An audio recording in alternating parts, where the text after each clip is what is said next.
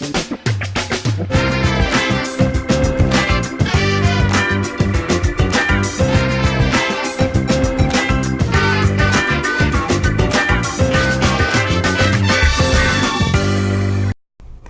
folks, to another episode of That Anita Live, emotional healing to help you create a happier life. I am Anita, your host, and this week our topic may be just a little bit heavy for some viewers. However, it is an epidemic in our society, and the only way to eradicate it is to face it head on. The National Sexual Violence Resource Center reports that 1 in 4 girls and 1 in 6 boys will be molested before the age of 18. Today, I have with me Tremaine Moore, a sexual assault survivor. Hi, Tremaine, how are you? Good, and you? Just fine. Thank you for coming out for the interview today. Thank you for having me. So, share with my viewers just a little bit of your story. Sure. My story is pretty much I was physically, verbally, and emotionally abused starting at the age of 8 by a male relative. And 2 years later, it would progress to sexual molestation, which would go on for a period of 7 months between August of 1984 to about February of 1985. And in the summer of 85, I would be molested by a female relative, also 2 years older than me. And that would go on very little between, for a 2-week period. And then it would happen off and on in 86. Now, what was your family relationships like at that point? Was there a lot going on in the home? Was there a lot of people in and out of the house? There wasn't a lot of people in and out of the home, thankfully. It was just, we were just doing a lot of activities. My dad working, my mom working, my male relative was in school with me. He was 2 years older than me, and my sister was in school. So we were all doing something. So you feel as if when this happened, you all were a very close-knit and tight family at that time. Yes. What do you think happened that caused this family member to feel it was okay if your family was tight-knit? Well, I would say that I could say what broke it is someone from the outside that's not really into the immediate family would destroy the tight unit by basically play a game of divide and conquer. And that's what happened in my situation. Okay, and this person lived with your family at the time? Yes. He didn't start living with us until I was 8, he was 10. So what was it that happened in your extended family where he had to come and live with He you failed all? the 4th grade. So there was dysfunction in the extended family. Correct. That entered your immediate family Exactly. and broke down the family structure. Exactly. When you had the conversation the first time with your parents and where you expressed and you told that these things were happening to you, what was the reaction that you received? Well, bearing in mind I was also 10, going on 11, I did not tell them the whole story. I only told them that it only happened once out of fear of their reaction, because I was scared of my family, because I was always facing a belt for just about everything that I did, whether I was at fault or not. So I only told them part of the story, and they actually got it on the back end. I told a classmate, the classmate told everyone practically in my class, and then it would hit the principal, and then it would hit the family as a result. Okay, so your story came out in school first. Yes. How did the school respond? They were very concerned, thankfully, and you could say I sang like Luther when it came to the principal. This is pretty much what went down. So did the principal bring in a guidance counselor or a counselor to help with the situation? Surprisingly, no. The counseling didn't happen until after I did something wrong the following year. I could have been charged for molesting a girl. Now, I touched a girl's breast the following year, and they suspended me for 2 to 3 days. I was placed in group counseling, was placed on Ritalin, and they talked about transferring me to another school. So What was your relationship like with your father at the time? My dad and I were still close. I mean, that was my father.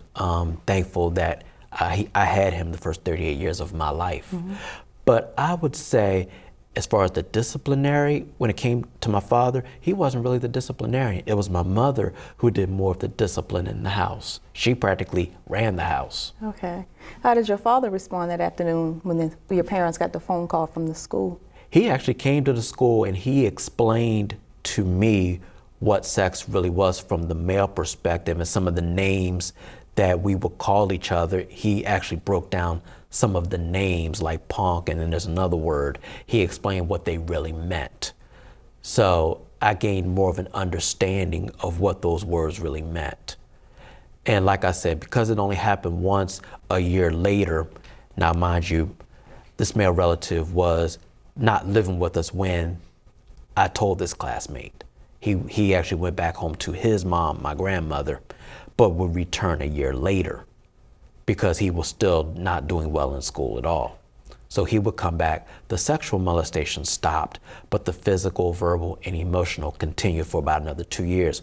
When he tried to run away from home, my mom had enough and sent him back, and he would never return. And by this point, he was still not doing well. In fact, he was supposedly 2 grades ahead of me. I eventually caught him my freshman year. Okay. So again, with that day, with your dad, do you feel as if the explanation your dad was giving you, was he trying to dismiss it? No, he wasn't trying to dismiss it. He was just trying to at least make me aware of what's going on in the world. And this is what's going on in this society. It wasn't so much the dismissive. I believe both my parents were angry of it, but not to the point that he would not come back. Did that upset you when they allowed him to come back? I was very upset, but of course my mom gave me the assurance that's not going to happen again.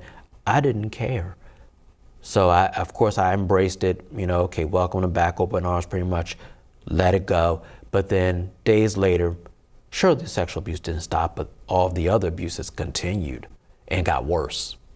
Give me an example of what some of those abuses were. Most of them were punching me dead in the chest, or if I didn't submit to whatever he would want me to do that my parents did not want me to do, it was just a matter of that type of control. Because all those are forms of manipulation. Yes. That form a grooming process. Exactly. So looking back, can you see pinpoint or milestones in the grooming process? Certain milestones? Points where specific things happened and where you can say, okay, that's where the physical abuse started and my emotional self-esteem began to break down.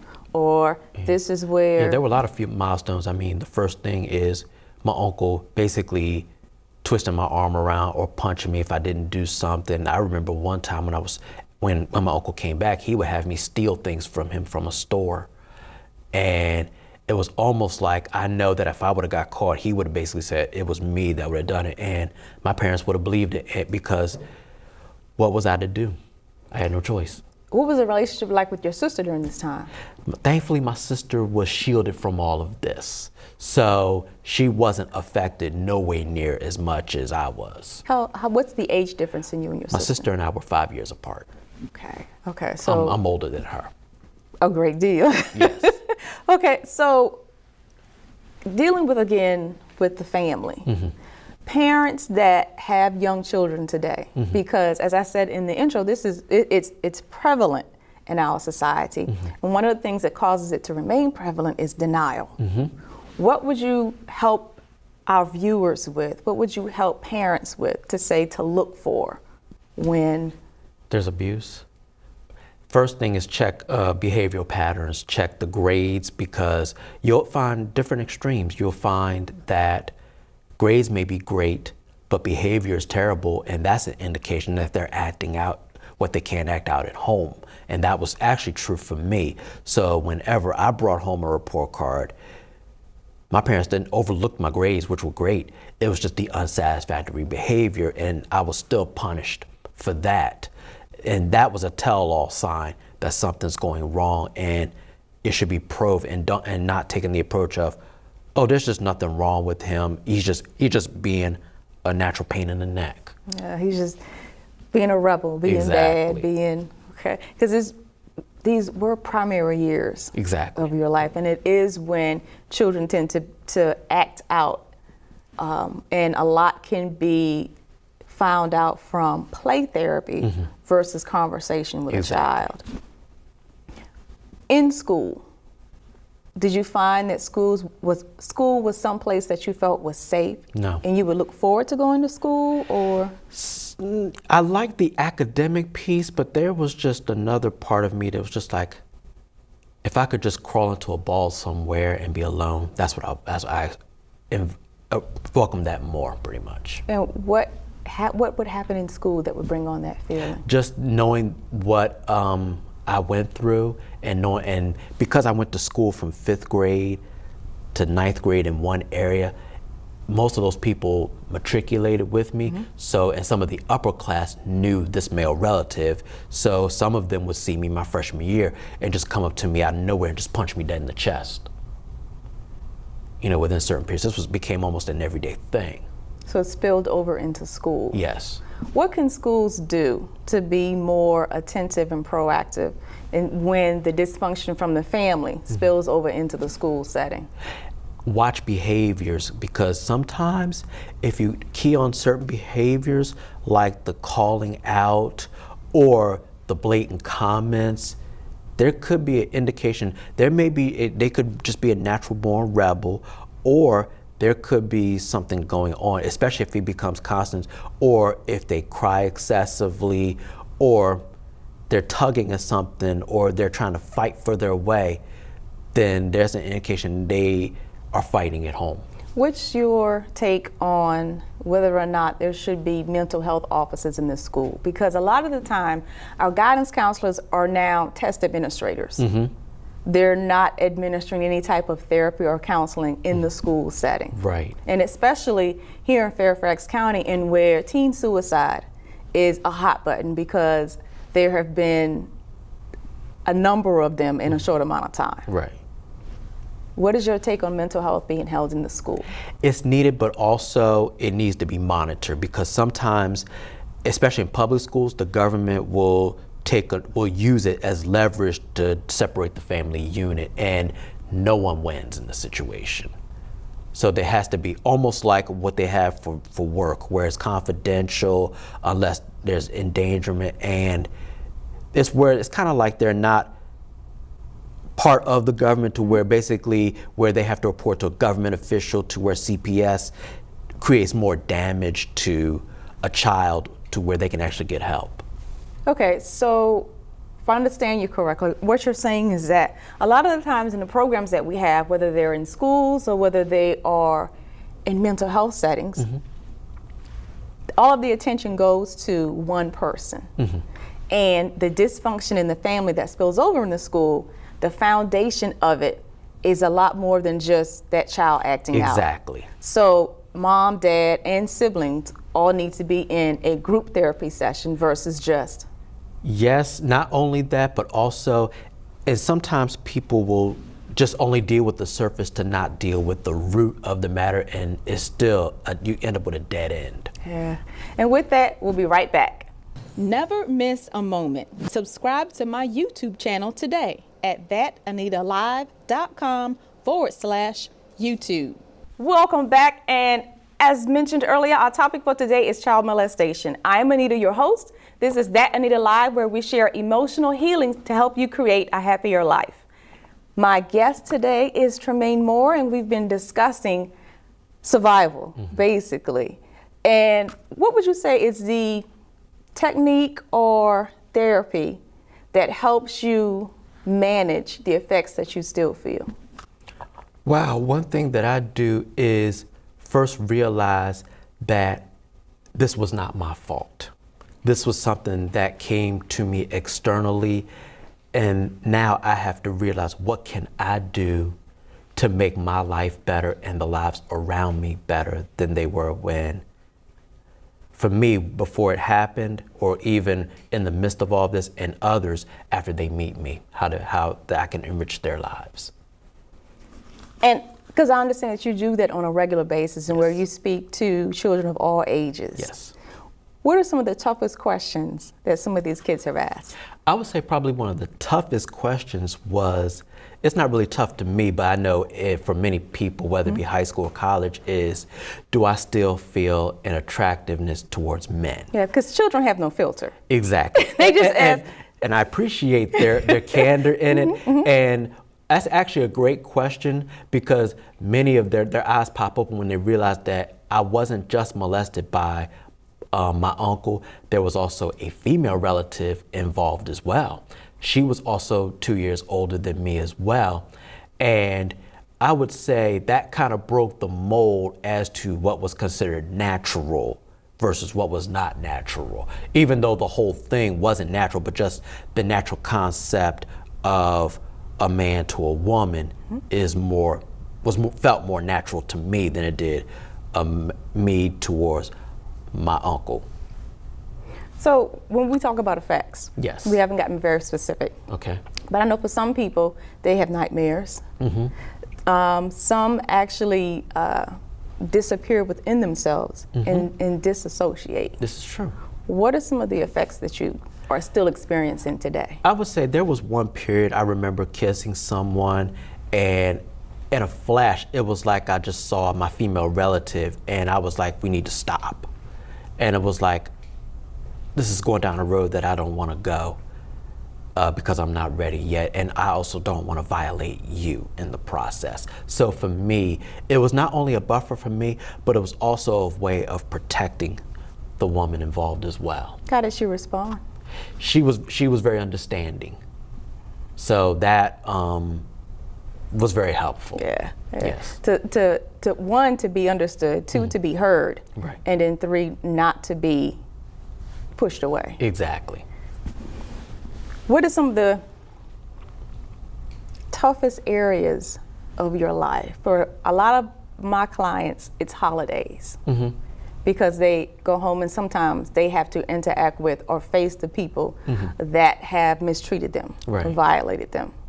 Do you have that same experience? I haven't had too many, thankfully. In fact, I just moved back up here to Maryland where all of this went down, and I just drove by the area that I grew up in.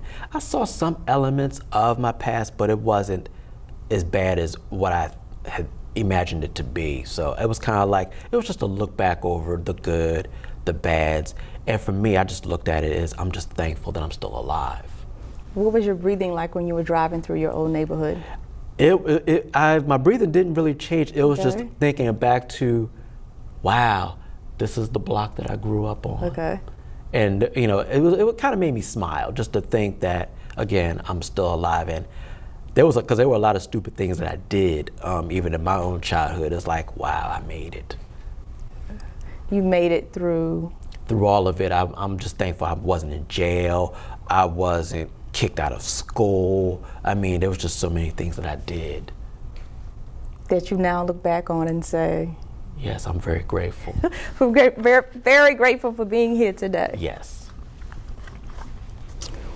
One of the other reports says that people that have been physically assaulted or violated never feel what we call in our society normal again.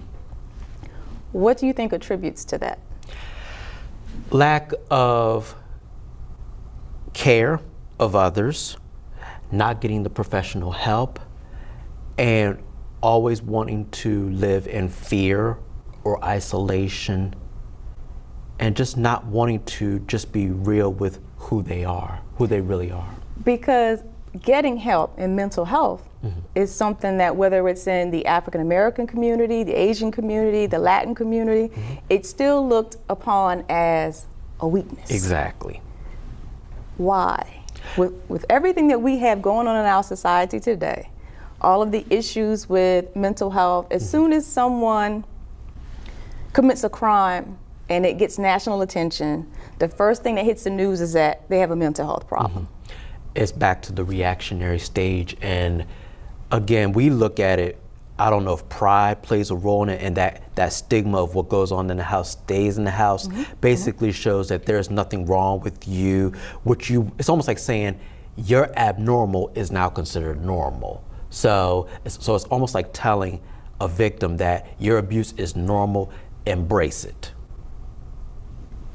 So that could explain even some of the physical abusive relationships where you have victims that stay in abusive relationships. Or they repeat abusive relationships with different people over and over and over.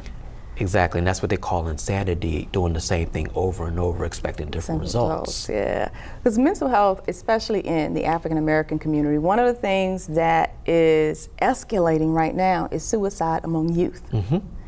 And a lot of those youth, when their background is investigated or dug into, is that there were a number of issues that the child experienced before they actually committed suicide, and it comes to the point to where it is investigated. Why is it that you feel children of all are number one for being attacked by predators? It's really just a matter of predators are trying to find anyone whom they can groom. And I mean, this goes down to 2, 3, 4 years old. I knew a woman who was molested under the age of 5 by someone in her immediate family, and was passed to a sibling. And that was considered normal. And basically, the woman was told, you initiated it. And I had to explain to this particular woman, no one under the age of 5 could understand what sex is. So predators look for whomever is an easy target. And children, because they have sometimes no filters, they're naive to what's going on, they become easy targets, and they will believe any adult. So now, for viewers who need to assess whether or not they have a child, whether it's in their family, in their classroom, or in their church setting, that may be being sexually assaulted, walk me through the grooming process. The grooming process is whether their attitudes change when they're around certain people. And one thing I had to say to people when I was being molested is check their grades, check their behavior in school, because most of the time, if they have to act a certain way around family members. I know I had to maintain a certain decorum around my family. Else I was pretty much afraid, because my uncle had that much leverage against me, to where he could basically manipulate them to believe whatever he wanted them to believe, even though he was only a kid. So when I went through school, I acted out everything. So my grades were great. My behavior was atrocious. So whenever I brought my report card home, the grades weren't looked at. It was how many unsatisfactories I had in my behavior, and that's how I still got grounded. So there's either a flip, whether the grades will be terrible, behaviors is okay, or vice versa. So when you start seeing varying patterns, there's an indication something's going wrong. And what could a concerned adult do? How could they address the child, even if it's a teenager? Right. How could they address them to try and get them to tell the truth? Basically, be open with them, show them that you really care and that you have their best interest, and where the parent puts their own agenda aside, and where they are really tending to them, to where they're in an environment that's safe. Because a child is not going to tell a parent if they are not going to feel safe. Where it is, and that's one thing abused people look for, is something safe. It's something that is secure and that's not going to inflict any further damage. Because a lot of the kids that I call them my kids, a lot of the kids that I have for clients, the one thing that they always brought up is that, one, if they tell someone, they're never believed, but when they tell, they're still returned to the home. Yes, and that should never be the case. There should always be something in place to where, what we talked about in the prior segment, there should be, the family unit should be cared for as a whole. It's almost like telling your child, you need to do this and do everything that you're said, while the parent is not getting any benefit from this. And they can continue to, let's just say for the sake of argument, the parent is the abuser, where the parent can basically continue on in their negative patterns. Okay, so the perpetrator has insulted, belittled, demeaned, manipulated the parents. They have groomed not just the child, but the situation. How do you, or how have you seen perpetrators make that next move? Wow, that's a loaded question. How do they make their next move? It's just a matter of watching it as it comes. I'm looking at my situation. It was just a matter of what to expect day to day, because there was no telling what could happen. Because there have been situations where the child was taken to a babysitter, just for an example, and the first 3 months was fine. Get out of the car laughing, be just fine, go into the house without a problem. And then almost overnight, when the child was dropped off at the house, they would holler and yell and scream and fight and not want to stay with that babysitter anymore. Right. But mom, who's doing the drop-off, is working 2 jobs, one during the day, one at night, and just sees a rambunctious or a rebel of a child. Yes. What should a parent do in that case, and where they feel as if their back is up against the wall, but life comes to a halt when you have a child? And yes, I understand, and it's almost like, but you have to have a good balance. Is your job more important than your child? Yes, you are a provider, but your child has to be a priority, because if you focus on the job and neglect your child, the child will get worse, because that's going to be child neglect, and then CPS will come in and say child neglect, and the parent will still lose. So a parent has to count the cost. So if you notice distinct changes in your child's behavior, if you notice that your child begins to withdraw, whether it's withdrawing into themselves, being distant from friends, being distant from family, whether your child has gone from being a happy, what seems to be well-adjusted child, to someone whose grades have dropped, they're withdrawn, even with teenagers, and where they go from wearing reds and yellows and greens to being in all black. These are drastic changes in your children that you should pay attention to. Even if you've experienced sexual assault, whether it be now or if you've experienced in your past, we have to make the plea to you to reach out to someone. Sometimes it's not that you want to be fixed or you want therapy, but you just want to be heard and you want to be believed. There's an 800 number that RAINN runs called 1-800-656-HOPE. That's 1-800-656-HOPE. That's 4673. And start your journey to emotional healing today. There are people out that care and that are willing to help you. I'm Anita, your host. Be sure to go to thatanitalive.com to see where and when you can view our next episode.